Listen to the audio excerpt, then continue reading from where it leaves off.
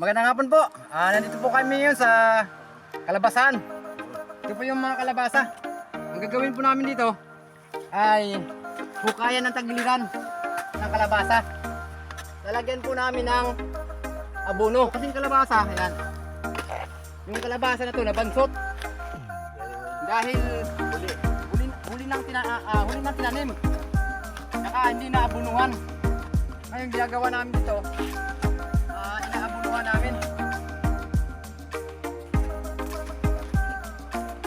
Lahat po yan aming nalagyan hanggang sa aming kayang tapusin. Tatambakan namin na abono. Yan ang abono, bawat tagiliran. Mamaya tatabunan namin yan, lahat yan.